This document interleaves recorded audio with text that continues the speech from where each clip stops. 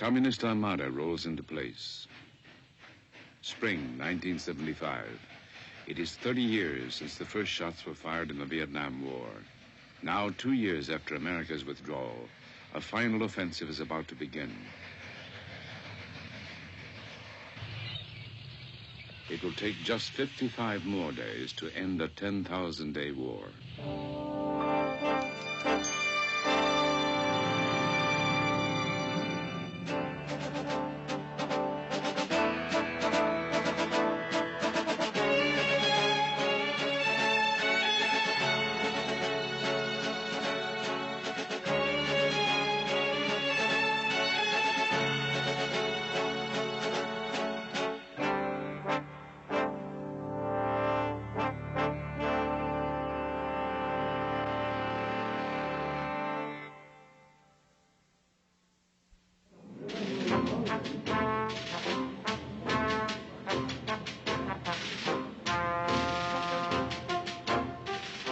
January 1973, the Paris Peace Treaty is signed.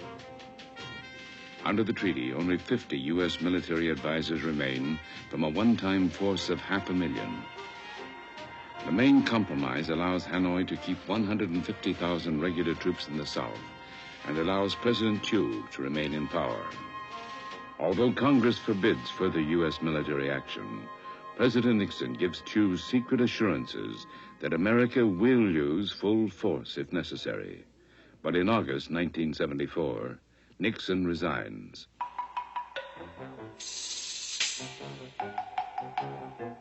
In December 1974, the communist leaders meet in Hanoi. They decide upon a 2-year program for military victory. Their immediate plan is to force Thieu from office.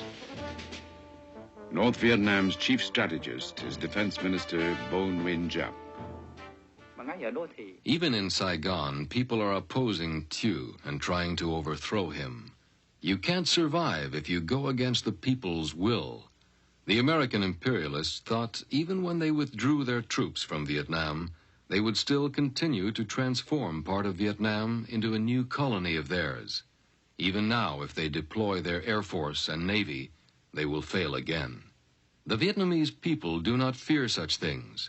It is obvious that our people, in particular our countrymen and soldiers fighting in the South, have beaten the American imperialists. Thieu is still totally dependent on American aid to maintain his army. But Congress wants to end U.S. support.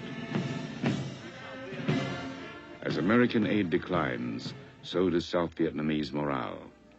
Since 1973, from the time we signed the peace agreement until 1975, our war potential has been reduced to 60% because of the cut of the economic and the military aid from the United States. And that, I say that the Vietnamization has not been honestly done as promised by the United States. This is the main reason of the collapse of South Vietnam. In Saigon, there is still hope America will return. The capital is crowded with refugees.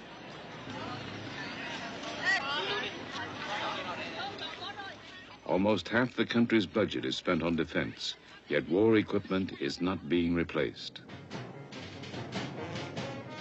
Hanoi now takes extraordinary efforts to ensure a surprise offensive. The field commander, General Van Tien Dung, is sent into South Vietnam. But to remain anonymous, he travels part of the way by bicycle.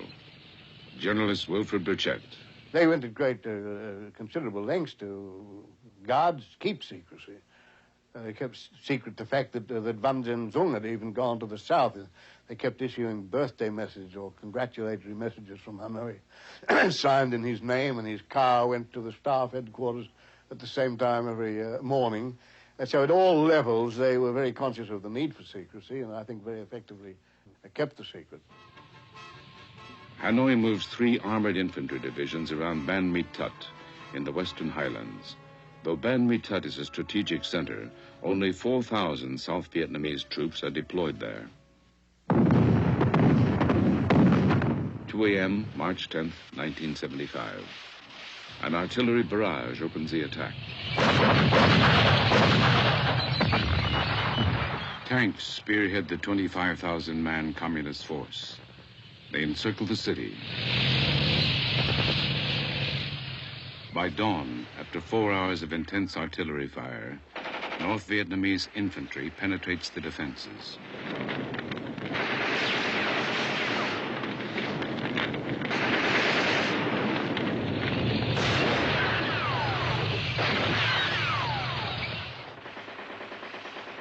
President Thieu has no time to reinforce. On the first day of battle, most of the city is captured. By next morning, fighting ends.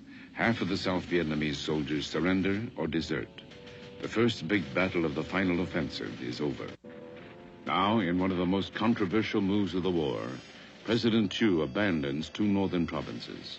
He also decides to evacuate the entire highlands region and redeploy his troops further south. We have not to wait before it becomes too late, and we cannot do anything. We have to take the risk, a calculated risk, because the redeployment, the withdrawal without mobility, without the great firepower support is a risk, but it's a must for us.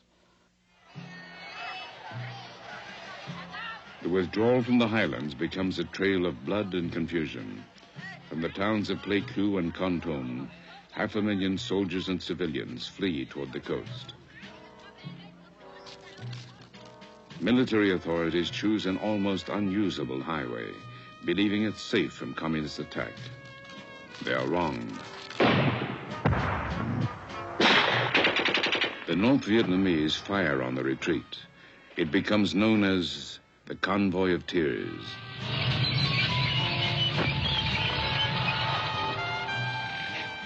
Only 120,000, 1 in 4, reach the coast, where the panic renews. Survivors tell of babies and old people crushed by military vehicles, and of children dying on the road from hunger. The withdrawal was rated one of the worst planned and worst executed in military history.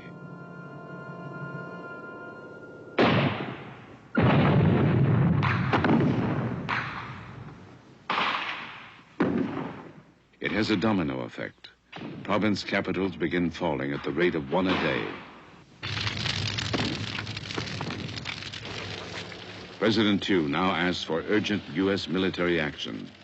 Washington's response is relayed by Ambassador Bui Diem. By the time I rushed back home, half the country was lost already. And I did say frankly to all my friends that there is no more hopes from the U.S. side. It means that if the thing comes to worst, the American wouldn't come back again. So we have to think in terms of realities. In Saigon, strict censorship keeps hope in the headlines. Few Saigonese know the full military disaster. Publicly, Thieu says his troops are holding. Hanoi, March 18th. North Vietnam's leaders savor their biggest victory since defeating the French 21 years earlier. They decide on a daring new strategy to cut South Vietnam in half. The main prize will be the ancient city of Hue, Vietnam's old capital and spiritual center.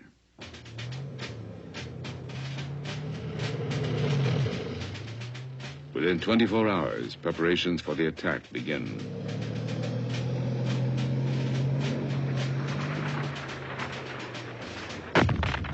Hue's northern defenses are hit first. Then heavy 130mm guns hammer the southern and western approaches. Now Hue is cut off from Da Nang to the south. On March 25th, after a 3-day siege, Hue falls without resistance. The communist flag had flown here for 28 days during the Tet Offensive in 1968. This time, it will stay. The North Vietnamese advance continues almost unopposed as South Vietnamese forces break and run. At the first communist advance on Hue, the area commander orders retreat. Officers, then their men, abandon the city and its civilians. Their only escape route is the sea, south to Da Nang. In the panic, many troops drown trying to reach the boats. At Da Nang, there is a widespread belief that a deal has been made to abandon the city to the communists. 3 million people try to flee south.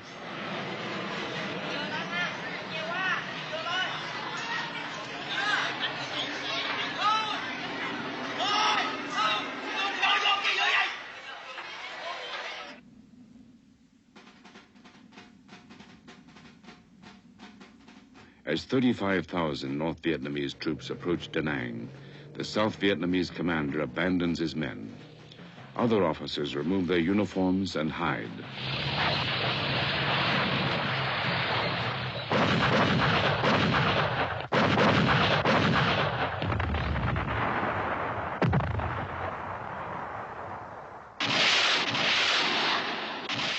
The opening artillery barrage is enough to end resistance. 100,000 South Vietnamese soldiers surrender after being left leaderless. Da Nang falls in only 32 hours. Former Premier Nguyen Cao Ky. Now, for that final debacle, I have to admit that it's our responsibilities. Or to be exact, I should say it's Mr. Thio's responsibilities. Ban Me Thuot, when it first started, commanding officers ran first. In the ICO area, Da Nang, commanding officers ran. Everywhere, commanding officers ran first. And all those commanding officers were appointed by Mr. Thio. Actually, the first time, the morale of the army was affected. Not affected because they have been just overrun. Affected since 2 years, because everyone understands that the military aid has been cut, the economic aid has been cut. There's many signs that America have abandoned us. By early April, the communists control the north and center. There's new respect for the North Vietnamese field commander, General Zung. He is an outstanding tactician like his tutor, General Giap. Of this period, he wrote, "We understood that time is strength and that an opportune moment is priceless." The U.S. Army Chief of Staff, General Wyand, now visits Vietnam. He reports that Saigon urgently needs $700 million worth of arms replacements. But politically, this is impossible. South Vietnam's army is doomed. Military analyst Brian Jenkins. It was my belief that if that assistance were withdrawn, that then this military machine that we had created in South Vietnam would indeed collapse of its own weight. You know, you've seen in the museums these suits of armor that look very, very formidable. Of course, there's nothing inside of them, and if you give it a good kick, the entire thing tumbles to the ground. And in effect, that's what we were creating in Vietnam. Behind the scenes, there is pressure on Thieu to resign in favor of neutralists. With most of his country gone, he tries to reassure his people. So I have been very calm at that period. We have been overrun, but not all. 1/3 of the army has been overrun, but not all. 1/3 of the country, or half of the country, has been overrun, but not all. We still have many more crucial areas, and we still have strengths. The only special American aid program is called Operation Baby Lift, the evacuation of 2,000 orphans to the United States. It begins tragically. A C-5A, the world's biggest transport plane, crashes outside Saigon, and 140 children die. The disasters in the field can no longer be hidden. Saigon begins to strengthen its highway perimeters. The communist advance is almost 2 years ahead of Hanoi's expectations. North Vietnam expert Wilfred Burchett. Well, right at the beginning, it was felt that for the first season, offensive season attack, it would be good enough if they got to Da Nang, dug in there, consolidated and so forth, and then the next operational season went on down to Saigon and the Mekong Delta. But it was the panic in Hue and the collapse in Da Nang and the ease with which all these provincial capitals just fell one after another. And the fact that the Saigon command was unable to consolidate its troops. They were not able to withdraw properly and regroup. And everything was done in a very slipshod and haphazard fashion with very, very little morale. The only real battle was, in fact, at Xuan Loc. Xuan Loc is a small provincial capital only 38 miles northeast of Saigon. It blocks the main communist advance. Xuan Loc is the last hope for those who believe an all-out stand can prevent military collapse.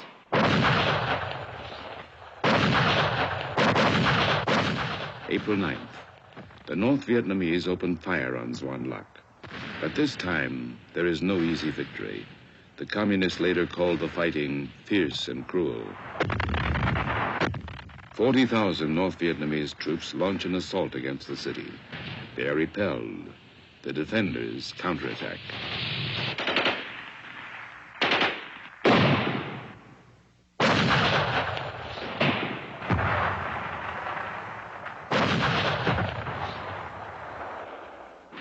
In anxious Saigon, the name Xuan Loc becomes synonymous with hope and heroism.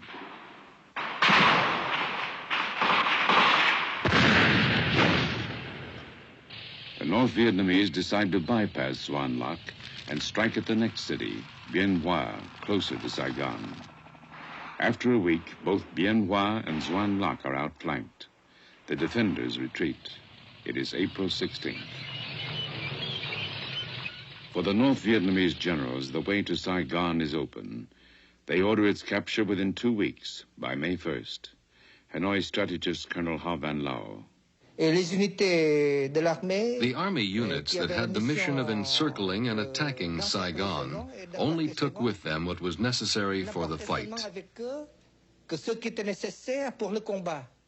Some advanced in convoys, others advanced on foot and ran and made 50 kilometers a day.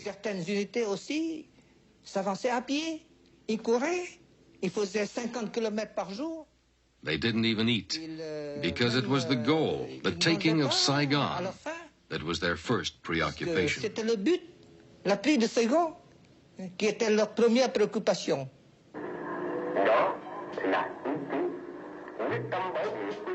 Saigon itself appears calm, but tension mounts as supplies of gasoline and other commodities grow short.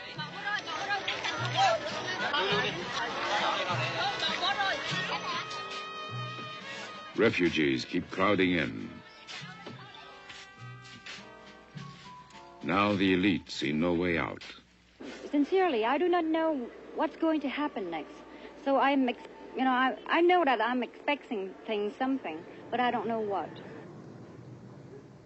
President Thieu is now under intense pressure to resign. His suggested replacement is neutralist General Duan Van Minh, known as Big Minh. It's believed the communists might negotiate a coalition government with him.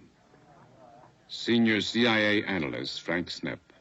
Big Minh was a self-proclaimed neutralist. He'd called himself a member of the Third Force. He had a brother or a cousin, there was some debate over this, who was a high-ranking North Vietnamese political officer, a general. So Big Minh was the last American hope. Thieu had to be got out of the way. On April 20th, U.S. Ambassador Graham Martin visits Thieu. I simply went to President Thieu and laid out on the table as clearly as I could marshal the facts as they seemed to me to be relevant to the situation. The military situation, what the other side had, what we had, the political situation, the attitude in his own administration among his own generals, and expressed the conviction that while I did not believe myself that there was any possibility of such a transition, it was clear that some of his own generals wished to attempt it, but would not do so with him in position.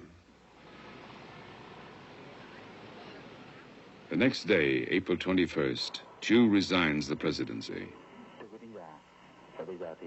As a caretaker government takes over, Thieu is hurried into exile. And it so happened that it was my job to get Thieu to the airport shortly after his resignation. And what a night it was. It was a starlit night. There were tracers out along the perimeters of Tonsanut Air Base.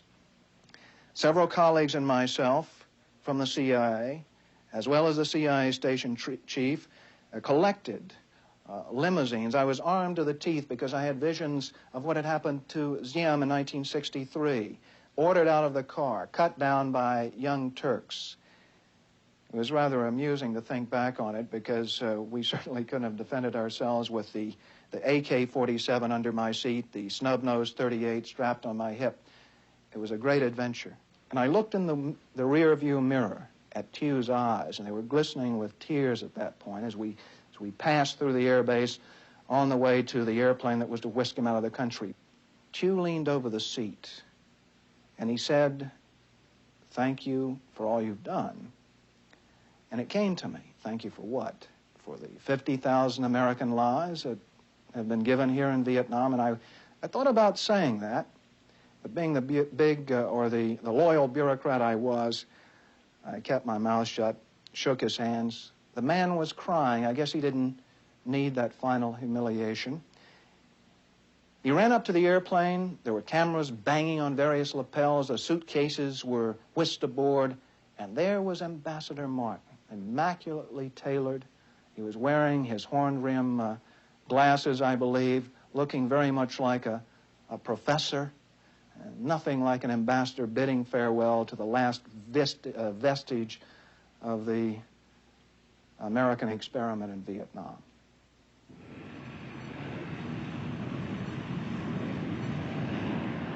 Politically, it is over. Thieu boards his flight into exile, carrying a lasting bitterness toward America.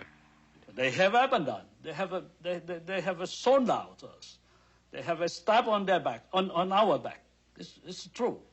It's clear. They have betrayed. Now, over 3,000 people are leaving the capital daily.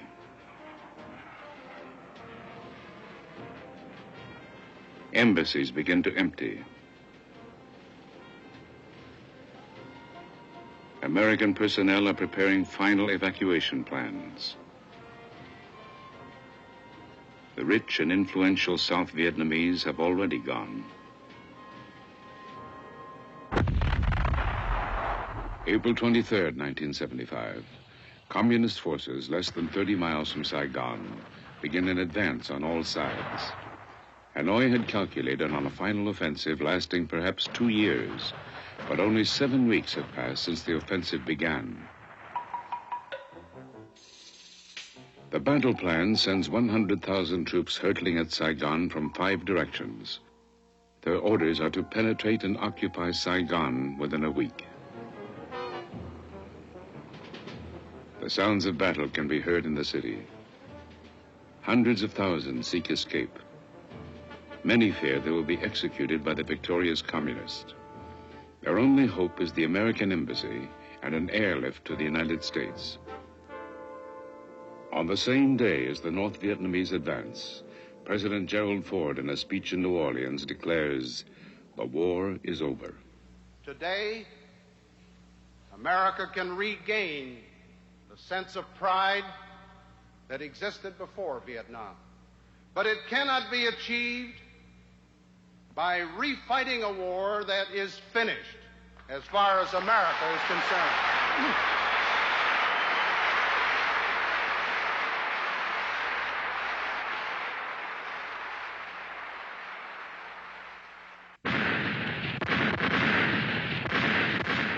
Hanoi's divisions race into position. Now there is no fear of American bombers which turned back previous offensives. The communists sweep through the rubber plantations east of Saigon. The South Vietnamese, greatly outnumbered, only briefly resist. Soviet-built amphibious tanks easily bridge the rivers, then roll along the U.S.-built highways leading to the capital. Infantry convoys mop up resistance in villages and outposts. Long-range artillery disables Saigon's main airport. The siege is fully in place. Saigon is encircled. Within the city, 30,000 South Vietnamese troops await orders, but many senior officers have deserted. Saigon has a new government. It appeals for peace talks and a ceasefire. This goes unanswered. Now, 72 hours remain until the end. Saigon's armor attempts to seal off the main highways. Tens of thousands of refugees try to board the last helicopters leaving the city outskirts. But soldiers fleeing the battlefield commandeer the choppers and retreat into the capital.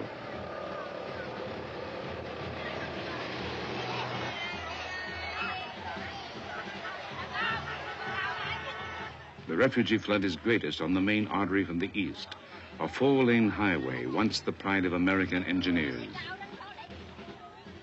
Civilians and retreating soldiers sweep aside checkpoints in their haste to escape the onrush of battle.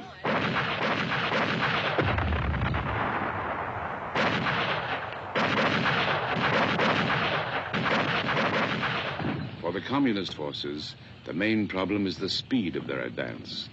The troops are moving so quickly, it is difficult to supply them.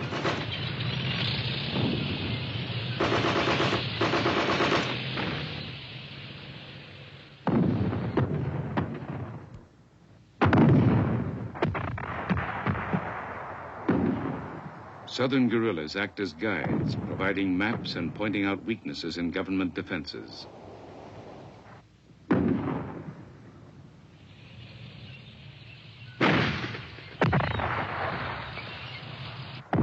By now, 20,000 communist troops are within 12 miles of the city.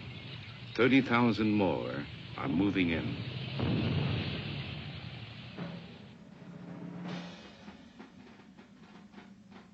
In his dispatches, the communist field commander, General Zeng, likens his forces to a divine hammer held aloft. Saigon's army, he wrote, trembled in fright, watching the hammer descend.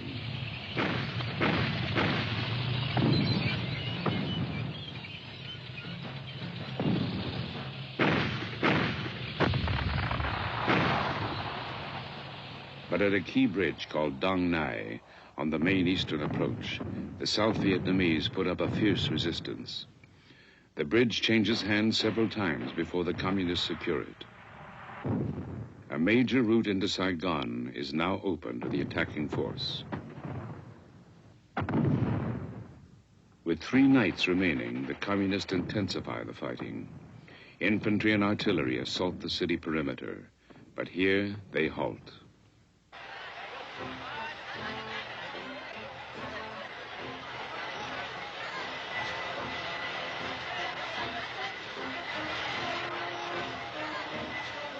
In captured areas, communist cameramen record the population tearing down symbols of their former government and celebrating in the streets. In Saigon, too, the streets fill. Here, the emotion is fear. The large Catholic population is especially nervous. Thousands gather to hear former Prime Minister Nguyen Cao Ky. He denounces his countrymen who have fled. Armed resistance can bring negotiations, Ky says.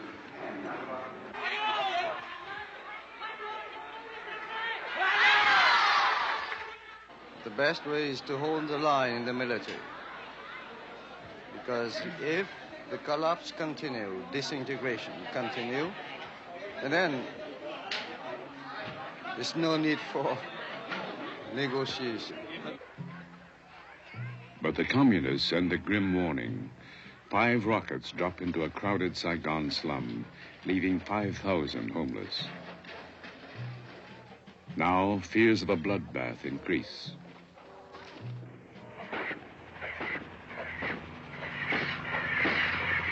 The next day, April 28th, the ring around Saigon tightens. Saigon troops rush to the Newport Bridge on the city outskirts. North Vietnamese commandos hold the far side of the bridge.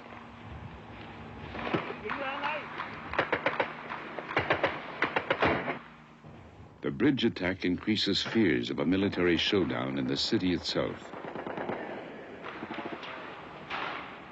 The communists broadcast demands for total surrender within 24 hours.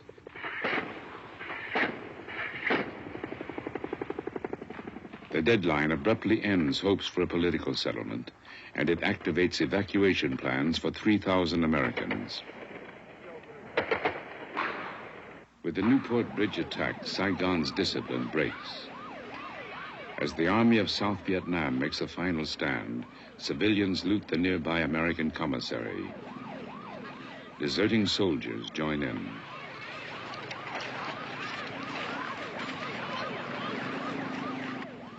Looting spreads throughout the city. It is the last of the old life, the last hours and the death of a nation.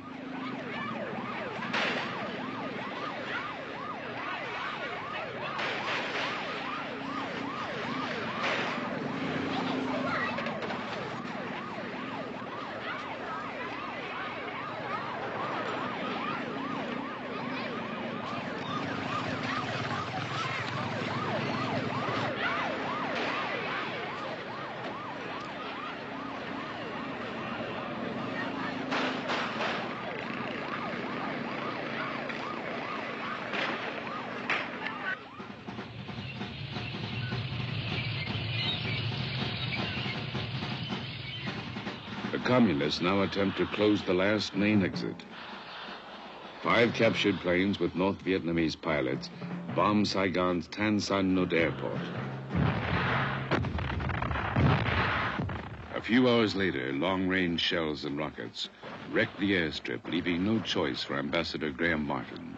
And I picked up the phone and told Secretary Kissinger to inform the president that I had decided that we would have to go to option 4 to the helicopter airlift for the remaining Americans and for such Vietnamese as we could get out. Waiting off the southern coast is an evacuation task force of 3 American aircraft carriers with support ships and combat marines.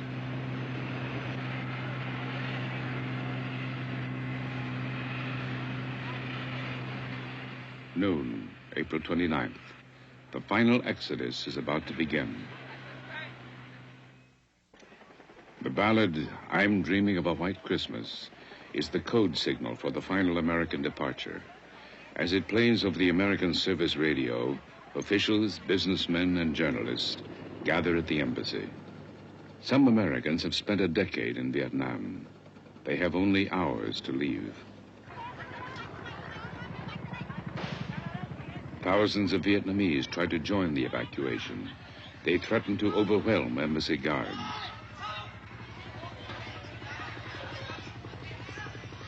For years, the symbol of a wide-ranging war, the helicopters can now only land on the embassy roof or in its secluded compound.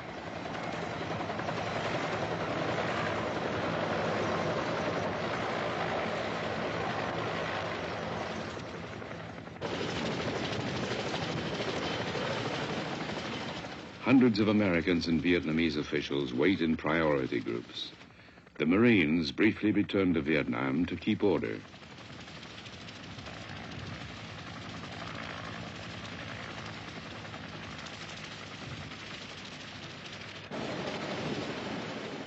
Some embassy staff spend their last moments shredding documents. Each chopper takes an hour to reach the evacuation fleet.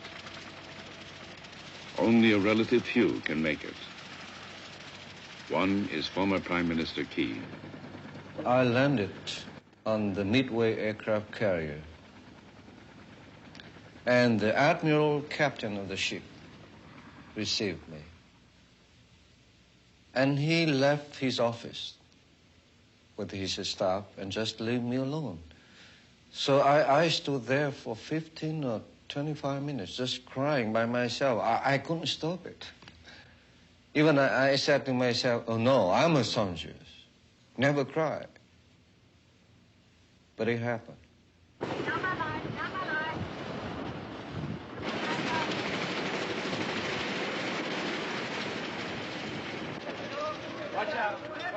By now, hundreds of Vietnamese civilians are attempting to crash the embassy gates.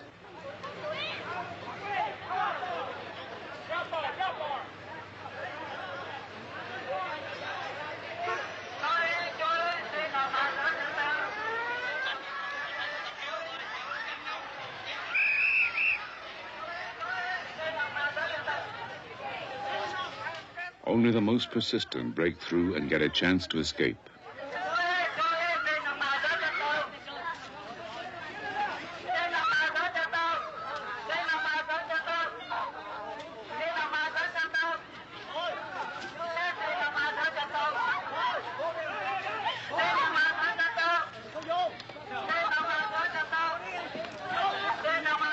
In previous weeks, 100,000 South Vietnamese have bought their way out.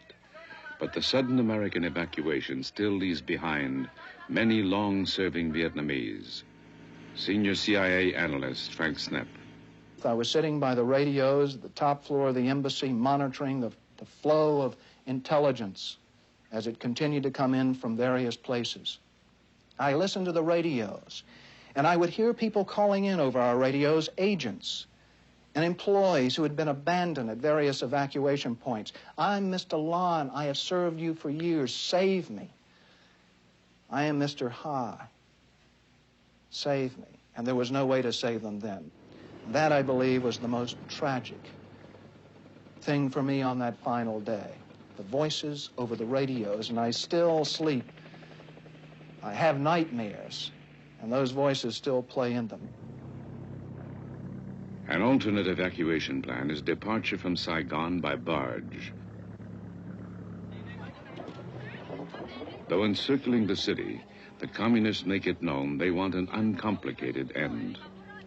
They briefly delay their final assault to allow all Americans to leave. One of the last to do so, Frank Snepp. I'd gone out with the last CIA contingent. I got on the helicopter, stumbled up the roof up to the rooftop evacuation pad, got into the helicopter, and pulled in several of the Vietnamese agents we'd managed to get inside the embassy walls. And the helicopter began lifting up off the top of the roof of the embassy, and the tail gunner was crouched over his weapon. The back of the helicopter was open, and suddenly green lights, radar lights, began blinking inside the cabin.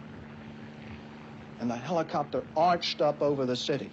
And for a moment, I could see framed in one of the windows Mimi's Bar, one of the most famous bars in Saigon, where many an American GI had lost his shirt as well as his innocence.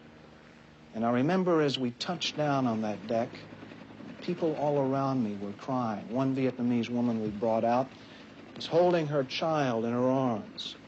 We managed to get her and her child over the wall of the embassy, but we'd failed to get her husband. Her life would be forever altered, and we had abandoned so many we should have rescued and gotten out on the final day.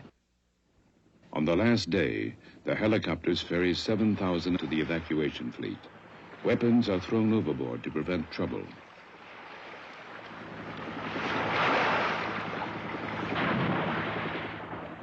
Dozens of helicopters flown by South Vietnamese pilots arrive uninvited. The $250,000 machines are ditched to make room for those still arriving.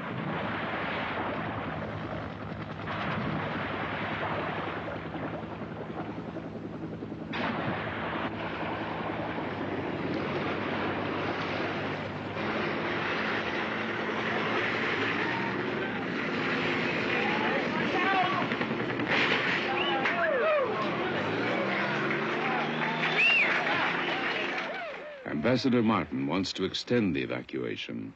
Washington rejects the recommendation as too risky.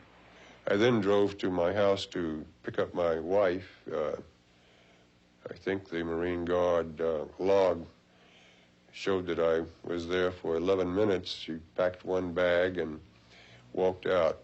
She had left everything that we had because, again, to provide this aura of stability, we had not packed anything because the minute that we had picked up one thing to send out, it would have been known all over Saigon. So she paid the sort of a higher penalty than I did in the sense of losing some of the treasured possessions of a lifetime. Martin is among the very last to leave. At 4:30 a.m. Saigon time, the senior American official in Vietnam gets a final order. This young helicopter pilot came into my office with this scroll on the back of a pad that I never forget it. I mean, the name of the helicopter was the Lazy Ace, I think. And the President of the United States directs that Ambassador Martin come out on this helicopter. Well, what do you do then? I mean, do you try to emulate Admiral Nelson and put your blind eye out of the telescope, you know? I mean, you didn't hear or you didn't get it.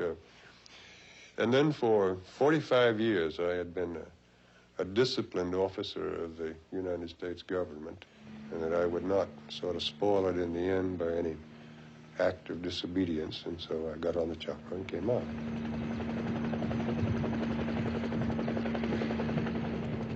At 7:53 a.m., April 30th, the last American troops leave. 15 years of U.S. military presence ends. The communists converge on the capital in a 5-pronged assault. They overrun Saigon Airport, occupy the military and police headquarters, then move through the garbage-littered streets past a dazed population. The final hours are mercifully bloodless.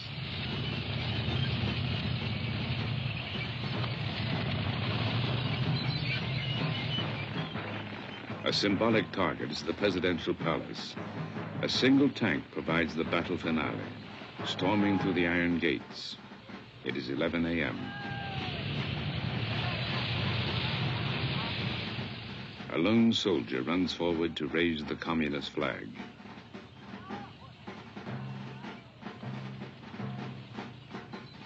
By noon, Hanoi's troops fill the city. Their flags are everywhere. At the palace, they arrest South Vietnam's last president, General Duong Van Minh. He is ordered to broadcast a message to his remaining troops. Lay down your weapons and surrender unconditionally. The communist field commander, General Zong, writes of these final victory hours.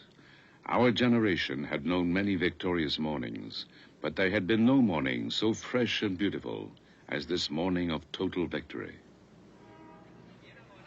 For most of Saigon, the 10,000-day war ends with little immediate change. The black market reopens. Some soldiers from the north succumb to the temptations. Reforms soon follow. In Hanoi, the sudden victory after 30 years of war brings immediate celebration. Saigon is renamed Ho Chi Minh City, honoring the first president of North Vietnam.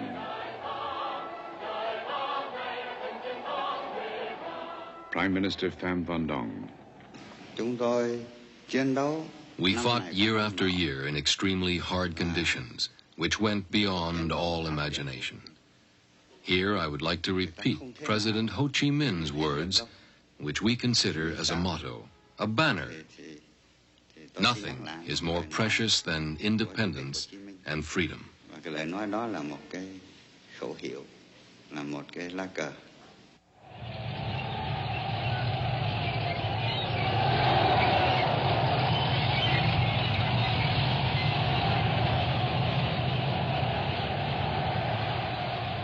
In Saigon, the Communist Victory Parade is held May 7th, the anniversary of the French defeat 21 years before. Ambassador Ha Van Lao. There were a lot of emotions at that moment. Everyone could breathe again. The war was over. Peace reestablished. And above all, we became the true masters of our own country, our own land, independent. Our first thoughts were of our venerated president, Ho Chi Minh, who was not there to see with his own eyes the most glorious moment in our history.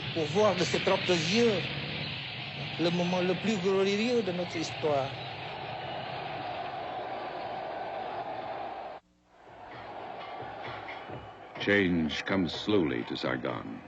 The communist victors initially treat the people with discretion. But the old regime is purged. 200,000 officials and military officers are sent to re-education camps.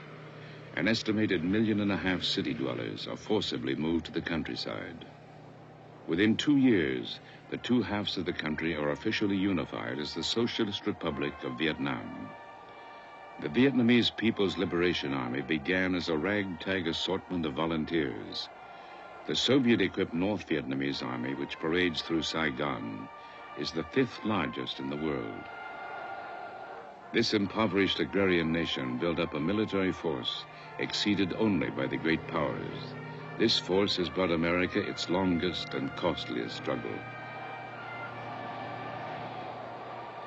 As it ends, the majority of Americans express only relief that it is finally over. More than 100 countries give diplomatic recognition to Vietnam.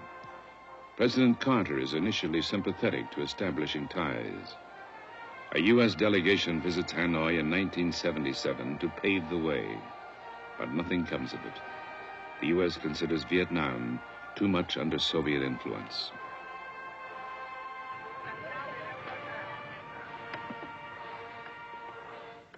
The twists of history and the impact of prolonged war leave Vietnam as a shattered land. But it is one land. The Vietnamese are now one nation.